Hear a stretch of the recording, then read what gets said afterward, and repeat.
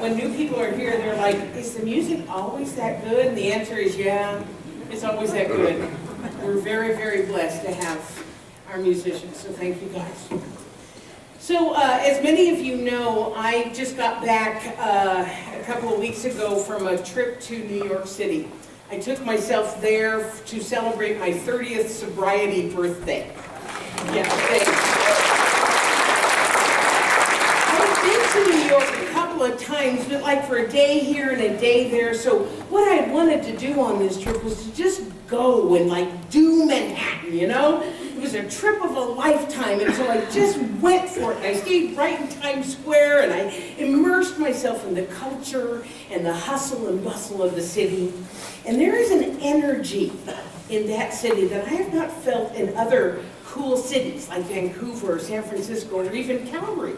You know, there's just something there. There's something in the air. There's a feeling. There's an energy. There's a consciousness that is unique to that particular city and its history and its culture and its fabulous architecture and the people who are there. There's that energy there. But what's interesting, in all the other cities that I mentioned, each one of them also has an energy that's unique to them, right? Every city, every place we go has this like collective vibe that is comprised of the people who live there now, and the people and the history of the place and the culture of the place, the experiences that have gone on. And it's not just cities that have a collective energy or a vibe. Countries have their own unique vibe. Would you agree? Would you agree that Canada has a different vibe than the States? Yeah, absolutely, absolutely. So that vibe, that kind of unique vibe is in countries, it's in families, it's in clubs, it's with groups of people, it's religions, it's ethnic backgrounds. And our founder, Ernest Holmes, had a phrase for it. He coined a phrase when he wrote the book that we use for our classes called The Science of Mind. He wrote that book in 1926. The problem is the phrase that he uses is very old-fashioned, and it's kind of antiquated, which doesn't really work for this very real and this very relevant thing that I'm talking about, this collective vibe. Because the term he uses is race consciousness. He also uses race belief or race thought. Well, these nowadays, that term just doesn't work. When we're talking about race, though, we're not talking about the color of our skin or our ethnic background. When he's talking about race consciousness, he's talking about the human race and the interconnectedness that we all have, that interconnectedness of consciousness. Is this making sense? Yeah. Making sense to you? He said that we as humans have certain beliefs that we are literally born into, that are the culmination of thousands of years of beliefs. And because we're all interconnected, then we share those thousands of years of collective consciousness and common beliefs. So if you think about it, it's actually really fascinating. There are things that we just know as humans, collectively, even if we've never experienced them or we've never seen them. I've heard it referred to as tribal beliefs or tribal consciousness. That might make a little more sense to some people. I've heard it referred to as groupthink. Have you heard that phrase before? The collective consciousness. I heard somebody else refer to it as mass consciousness. And you know what? It doesn't matter what it's called. It's all the same thing. And in the book, The Four Agreements, how many have read the book, the Four Agreements? What is it called in the Four Agreements? It's called the dream state. He refers to it as our agreements or the dream state. He talks about most of the things that happen in our world and the experiences that we have are the result of agreements that we made beginning when we were first born. I'm going to give you some examples here. Let me show you this quote from Don Miguel Ruiz in the Four Agreements.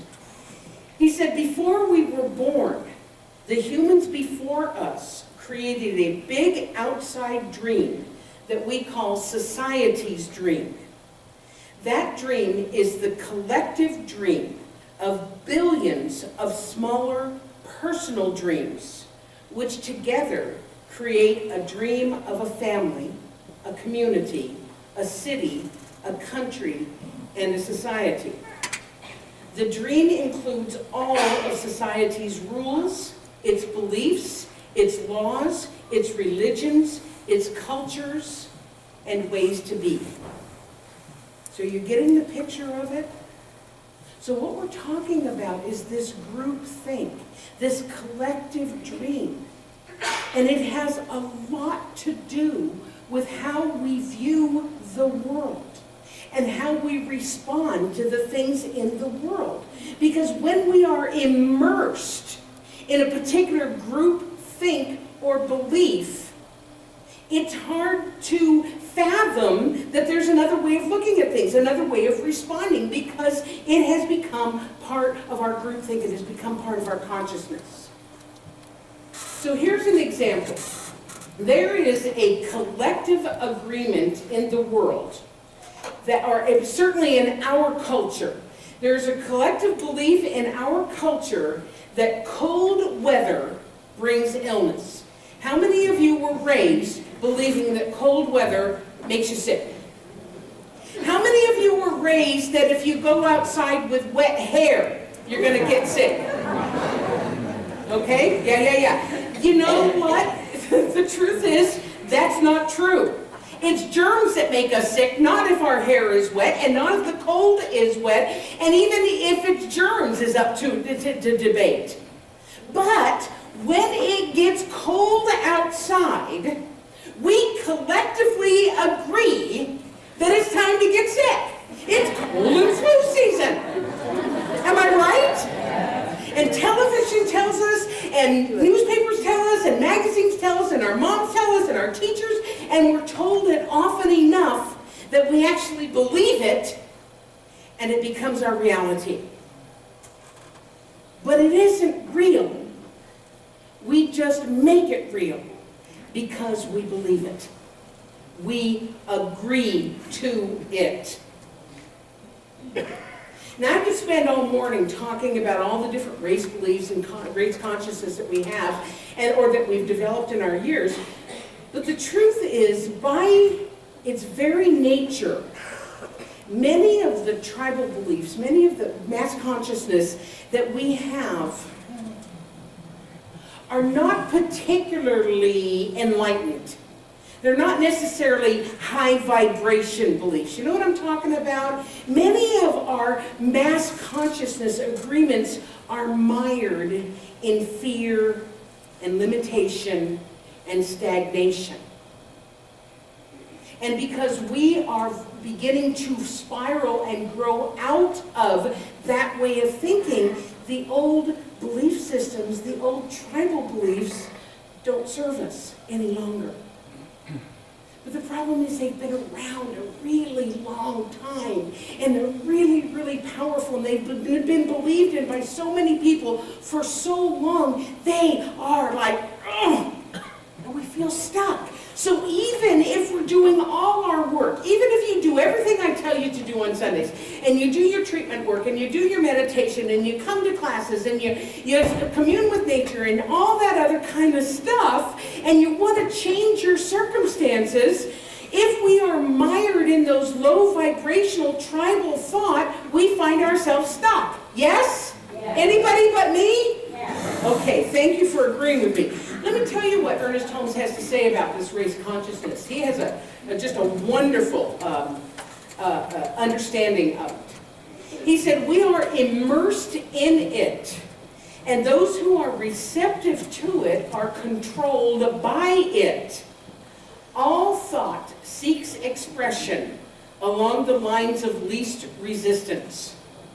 When we become negative or fearful, we attract that kind of thought and condition. In other words, unless we do our work to rise above our collective agreements, our race thought, our tribal beliefs. We're going to stay in them because they are powerful and they are self-perpetuating. So what kind of got me thinking about this is when I was in New York, I visited the 9/11 memorial, which had been built right on the site of that horrific attack in 2001. And I'm telling you, if you don't believe in collective consciousness or of race belief, go and stand in that space at ground zero for just a little bit. Because the energy of fear and sadness and anger and somberness, it's in the air. I felt it the instant I walked onto the grounds, which was weird because it was near the end of my trip. And I'd been in New York and all the other tour sites that I'd visited, everything was upbeat and happy and alive and energetic. I mean, Broadway is just alive, you know, with music and drama and dancing and singing. I mean, you feel it, right? And yet when I walked into that area with the 9/11 memorial, where 3,000 people lost their lives, and the innocence of the world was lost that day. That atmosphere was so different. And that was just on the grounds. I went into the memorial, and the energy, at least for me, it was so sad, I couldn't wait to get out of there. Images of people that day and recordings of the 911 calls and the chaos of the towers falling and the people's reactions in the streets and pictures of each person who was killed and pieces of the building that had fallen. And it was all done very tastefully, don't get me wrong. It was done with great reverence. But I found it so oppressive. It was such a heavy, sad energy. Now, don't get me wrong. I'm not disputing that 9/11 was a horrendous thing. I still get choked up when I think about it. I still get choked up when I talk about it. And yet I wonder if a memorial like the one I visited is actually perpetuating the horror and the sadness without providing any opportunity for real healing. If it's feeding into that collective consciousness of fear and anger, as opposed to trying to help raise it to another level. Because the only way that we are going to be released from the grips of race consciousness or tribal belief or group think is to rise above it, to transcend it. And not just one like, oh no, I'm not letting that affect me right now. I am talking about a concerted, consistent, and disciplined refocusing of our minds to choose and see things differently. So I've got a long Ernest Holmes quote here, but it was so juicy, I just could not put it up for you all, because it talks so beautifully about this idea. He says here, we can guard our minds by knowing that no negative thought can enter. We can daily practice by saying that no race thought of limitation can enter the mind. That spirit forms itself around us and protects us from all fear and from all limitation. Let us clothe ourselves in the great realization that all power is ours, and that nothing else can enter. Let us fill the atmosphere of our homes and places of business with streams of positive thought. Other people will feel this and will like to be near us and enter into the things we enter into. In this way, we shall continually draw. We be continually drawing only the best. It's all about vibration and energy. Is this making sense? Yeah, it's making sense to me too. So, like I said, we go.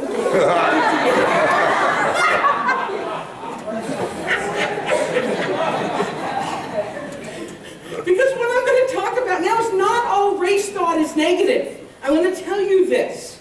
For instance, one of Calgary-centric's group thinks is what happens at Stampede. Am I right? Right. Can I get a yeehaw? Is it yeehaw or yahoo? Yeah. Okay. I don't care where you are. I don't care what culture you're from. I don't care if you're not from the area. Come Stampede Week, am I right? You wear Western clothes and you eat barbecue and pancakes, sometimes together, it's totally gross, and you talk like a cowboy. Am I right? I hadn't been here 3 months, and sure enough, here you go. I caught Stampede fever. And I went shopping and I found myself this cute little Stampede outfit and super cute boots that I haven't worn since because they killed my feet. But I couldn't help it. I couldn't help it. I got caught up in the energy and the consciousness and the group think of the city and its energy. I even wore a white cowboy hat that you gave me. So don't get me wrong, collective or mass consciousness doesn't necessarily have to be a bad thing. We were talking at lunch yesterday about the place Asilomar. How many of you, raise your hand if you've ever been to Asilomar? So a few people. It's a place that religious scientists and Center for Spiritual Living people have been going for 60 or 70 years. It's on the Pacific Ocean, a place called Pacific Grove. And it's old rustic buildings and tall pines, and it's right on the ocean, and it smells like the ocean. And I've been many, many, many different times. And as soon as you drive onto the grounds, you just go, am I right? Those of you who've been there. There's just something about the place. The education that's gone on, the beauty of the place, the heart openings that have happened from people like us going there for 60 or 70 years.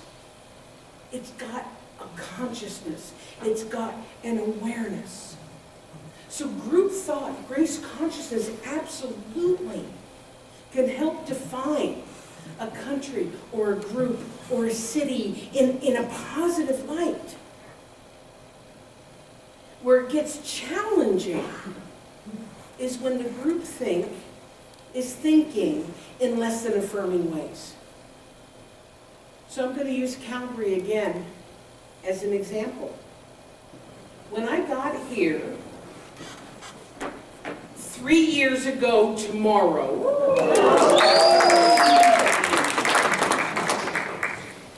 this city was vibrant. Whew, man. It was exciting, it was alive, there was positivity in the air. And then, about a year ago, things began to change. At first it was very subtle. It was like news of a possible slowdown in the oil and gas industry, and real estate market maybe not being as strong as it had been. The flood had happened, so there was a lot of cost that was going along with that. And then the news got more and more somber. And the energy started shifting because people began to get scared. But the thing is, nothing had happened yet. All we were doing was hearing that there might be a slowdown, that the economy might be affected. But by then, the collective consciousness had started buying in to the news reports and the fear on the streets. Nothing had happened yet. But there was fear in people's conversations. You know what I'm talking about. Things began to seem more and more dire. And now, with the Canadian dollar the way it is, and the layoffs that have happened, and the shutdowns, that fear has become a reality. But my question is, which came first? The consciousness or the slowdown?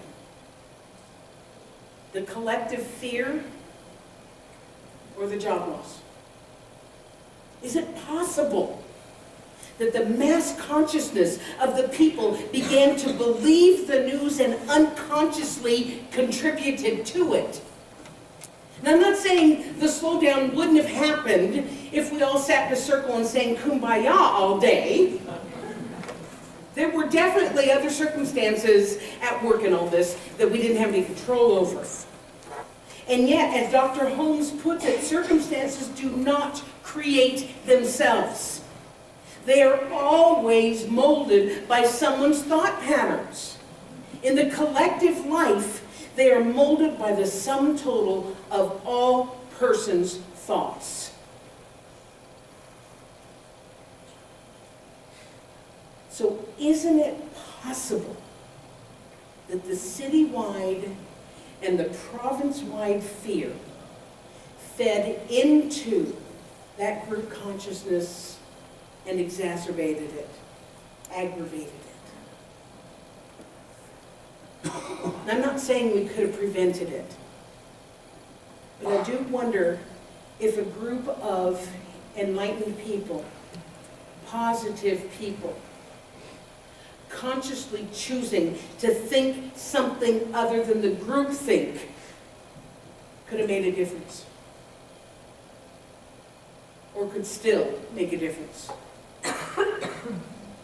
Another Holmes quote: "We are all immersed in and experiencing the race consciousness, and it is operating through each one of us to a greater or lesser degree.